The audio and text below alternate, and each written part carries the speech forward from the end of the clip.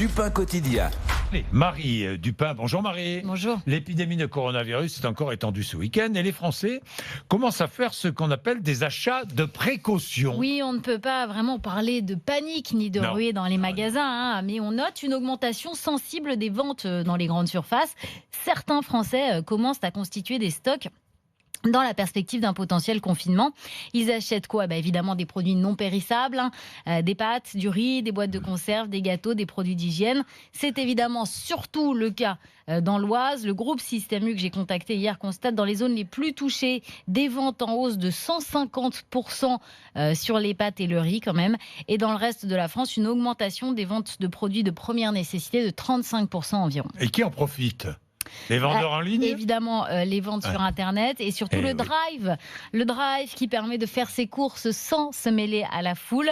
Selon le patron d'Intermarché, le débit dans les points de retrait a augmenté de 30% ces derniers jours. À Compiègne, le magasin Chrono Drive a vu sa fréquentation tellement flamber qu'il a dû doubler ses effectifs. Est-ce qu'on peut craindre une rupture de stock ? Les patrons de grandes surfaces sont rassurants. Les supermarchés sont toujours approvisionnés et disposent de stock dans les points de vente.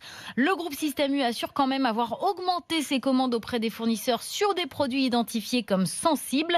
Ces produits sont dans les entrepôts, mais le groupe souligne que dans le cas d'une demande massive, généralisée et durable, la tension pourrait entraîner des ruptures. Pour l'instant, les seuls produits pour lesquels on constate une pénurie, ce sont les bouteilles de gel hydroalcoolique.